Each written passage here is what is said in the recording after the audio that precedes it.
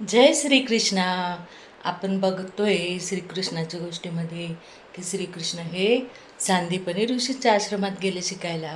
आणि तिथे गुरूंनी त्यांना काय शिकवलं ते आपण बघतो आहोत. तर गुरूंनी आपण मागच्या भागात बघितलं की गुरूंनी खूप 14 कला, 14 विद्या आणि 64 कला शिकवल्या. आणि आता त्यांनी संगीताचं पण सांगितलं. आणि संगीतानंतर त्यांनी सांगितली की दुसरी कला कोणती आहे, तर चित्रकला. 64 कलापैकी कुठल्याही कलेच्या निमित्ताला सशक्त असावं लागतं. ते कलावंताच परास्पर्श झालेलं निकोप, निर्लेप, निरामय मन, असं निकोप मन, निकोप शरीरातच वास करू शकतं. यासाठी देह व विश्व देवाचं देऊळ आहे, असं वेदकारांनी प्रारंभीच अर्थपूर्णपणे म्हटलं आहे. तर त्यांनी सांगितलं की चित्रकला ही पण एक कला आहे. आणि आज ते एकदम खूप महत्त्वाची कला आपल्याला सांगणार आहे. तर ती अशी की श्रीकृष्णा, बलरामा, उद्धवा, सुदामा सर्व शिष्य हो, आता मनपूर्वक ऐका. ज्याला सांख्ययोग म्हणतात तो सर्वात महत्त्वाचा आहे, तो जीवनयोग. कुठल्याही जीवाच्या नाभिस्थानाजवळ आहे तो जीवाचा मूलकंद होय. तेथून 72,000 नाडी निघतात. त्या सर्व देहभर व्यवस्थेनं पसरलेल्या आहेत. प्रत्येक मानवी शरीरात 6 चक्रे आहेत. किती? 6. त्यातील कटिस्थानाखाली मूलाधार चक्रात कुंडलिनी नावाची, म्हणजे इथे कुंडलिनी नावाची शेंद्री भगवती शक्ती सर्पाप्रमाणे वेढा घालून अधोमुख अशी ठाण मांडून बसलेली आहे. केव्हापासून ते कुणालाही नाही सांगता आलेलं. तिच्या वर 10 आणि खाली 10 अशा मुख्य नाड्या आहेत. वर 10 आणि खाली 10, 2-2 आडव्याही गेलेल्या नाड्या आहेत. अशा एकूण 24 प्रमुख व उपनाड्यांमध्ये रक्तरूपानं प्राणशक्ती अहोरात्र सदैव वाहत असते. सूर्यकिरणवत अरोध नांदत असते. यासाठी जीवन म्हणजे काय हे नीट कळण्यासाठी प्रत्येकाला प्रथम रक्त म्हणजे काय हेच नीट कळलं पाहिजे. रक्त म्हणजे जीवाचा संस्कारशील हुंकार. तो अहोरात्र वाहून नेणाऱ्या 10 प्रमुख नाड्या अत्यंत महत्त्वाच्या आहेत. इडा, पिंगला, सुषुम्ना, गांधारी, हस्तीजिव्हा अशा 5. आणि पूषा, यशस्विनी, अलंबुकशा आणि कुहू, शंकिनी अशा नावाच्या दुसऱ्या 5 आहेत. या 10 नाड्यातही इडा, पिंगला, सुषुम्ना या 3 अतिमहत्त्वाच्या प्रमुख नाड्या आहेत. शरीराच्या डाव्या भागातून वाहणाऱ्या अनेक नाड्यांचे फाटे घेऊन सतत कार्यरत असते. ती इडा ही नाडी होय. डाव्या भागातून शरीराच्या उजव्या भागातील अनेक रक्त शाखांना घेऊन कार्यरत असते. ती पिंगला नाडी. इकडची डावीकडची इडा आणि उजवीकडची पिंगला नाडी होय. या दोन्हीच्या मधून पाठकण्याच्या मज्जारंध्रातून सतत कार्यरत असते. ती सर्वाधिक महत्त्वाची नाडी म्हणजे सुषुम्ना नाडी होय. या सुषुम्नेतील सर्वात खालच्या मूलाधार चक्रात उलटे तोंड करून ती कैवल्यदायी दिव्य भगवती शक्ती सर्पाकार बसलेली आहे. ती आहे ही जाणीवच प्रथम पूर्वपुण्याईने फार थोड्यांना होते. तिला जागृत करण्याची इच्छा त्यातील काहींनाच होते. त्यातून यश तर मोजक्यांनाच मिळतं. आणि तिला प्रबळ इच्छाशक्तीवर हवं तसं खेळवणं हे तर परमद्रष्टा अशा एखाद्या योगेश्वरालाच साधतं. ती भगवती कुंडलिनी जागृत होऊन 6 चक्रे भेदून मस्तकातील ब्रह्मरुद्राला भिडू शकते.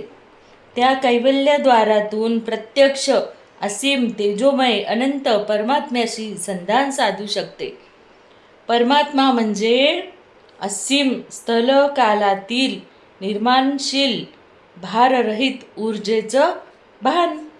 ही भगवती कुंडलिनी शक्ती जागृत करणाऱ्या नियमबद्ध शास्त्राला सांख्ययोग म्हणतात. या योगाची 8 अंगे आहेत. यम, नियम, प्रत्याहार, आसन, प्राणायाम आणि ध्यान, धारणा. या समाधी ही ती 8 अंगे आहेत. अशी ती 8ही अंग महत्त्वाची असली तरी त्यातील प्राणायाम हे सर्वात महत्त्वाचं अंग आहे. प्राणायाम म्हणजे जीवाची प्राणशक्ती, जो श्वास त्यातच केलेलं शास्त्रशुद्ध नियमन होय. नीट ध्यानी धरा. श्वास हा तर सूर्यगतीशीलच निगडित आहे, गतीशीच निगडित आहे. सहसा दिवसा उजव्या नाडीतून श्वसन चालू असतं. त्याला सूर्यप्रवाह चालू आहे असं म्हणतात. रात्री डाव्या नाडीतून श्वसन चालू असतं. त्याला चंद्रस्वर किंवा चंद्रप्रवाह म्हणतात. श्वासावर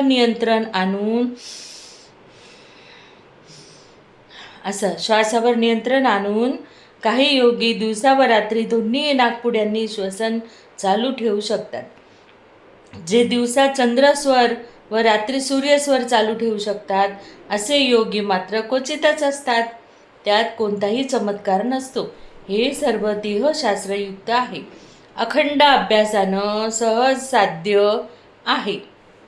कुमार हो, असे कितीतरी महानुभाव आपल्या या अंकपाद आश्रमात आहेत. तुम्ही क्षत्रिय कुमार आहात म्हणून ध्यानी ठेवावं. नाडीचा सूर्यप्रवाह चालू असताना शास्त्राभ्यास करणं, कठीण विद्यांचं पठन करणं हे हितकर ठरतं. तसंच शत्रूच्या निर्दालनाचा निग्रह करणं, हाती शस्त्र धारण करणं, हत्ती घोडेस्वार होणं इत्यादी हितकर ठरतं. चंद्रप्रवाह सुरू असताना दान करणं, व्याधीची चिकित्सा करणं, मैत्रीसाठी संधी करणं इत्यादी कर्म हितकर ठरतात. मनुष्या सुषुम्ना नाडीवर नियमन असताना केवळ जगदीश्वराचं स्मरण व चिंतन करणं योग्य. जगाच्या कल्याणाची इच्छा करून यावेळी युद्ध असलंच तर केवळ परमेश चिंतनच योग्य ठरतं. ज्या योग्याची सुषुम्ना नाडी सूर्यस्वरात वाहत असेल त्याला दिलेला कोणताही शाप व्यर्थ जातो. तो कधीच काही लागत नाही. हा सांख्ययोग जगातील इतर कुठल्याही शास्त्रापेक्षा समजून घ्यायला कठीण आहे, आचरायला त्याहून अधिक कठीण. मात्र तो एकदा अंगवळणी पडला की जीवात्मा सहजपणे भूत, वर्तमान, भविष्य अशा त्रिकालात व पाताळ, धरा, स्वर्लोक अशा त्रिलोकातही संचारू शकतो. वायू व प्रकाश याहूनही अधिक गती त्याला प्राप्त होऊ शकते. या शास्त्राचा अभ्यास किंवा स्वाध्याय करताना कुठल्याही जीवात्म्याला काही सिद्धी सहज प्राप्त होऊ शकतात. खऱ्या योग्यानं त्याचा फारसा उपयोग मात्र कधीच करू नये. त्यामुळे अति शक्तिक्षय होतो. जागृत कुंडलिनीच्या सामर्थ्यावर ब्रह्मरंध्राचा भेद करून जेव्हा जीवात्मा ब्रह्मांड संचारी अनंत व असीम परमात्म्याशी एकरूप होतो तेव्हा त्याला समाधी स्थिती असे म्हणतात. या समाधी स्थितीत लहान थोर कार्य करणाऱ्याला योगेश्वर म्हणतात. अशा समाधी स्थितीत कैवल्यरूप म्हणजे कृतार्थ होऊन जो जीवात्मा देह त्यागतो तो मोक्ष प्रत जातो. अशा मोक्षाची कसलीच अपेक्षा न धरता प्रेमासाठी प्रेम, कर्मासाठी कर्म असं जीवनभर वावरताना देठ सोडून फळानं वृक्ष त्यागावा तसा सहज तो देह त्यागतो. त्याला योगेश्वर म्हणतात.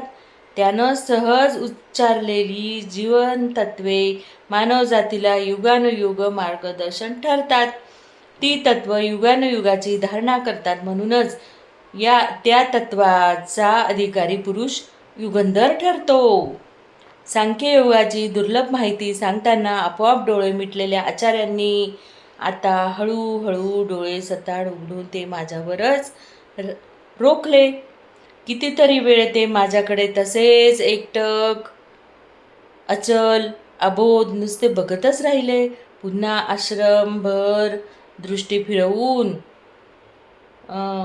म्हटलं तर सर्व आश्रमकुमारांना नाहीतर कुणालाच नाही असं उद्देशून ते म्हणाले, कुणी सांगावं तुम्हा आश्रमकुमारात असा परमद्रष्टा युगंधर योग योगेश्वर नाही म्हणून.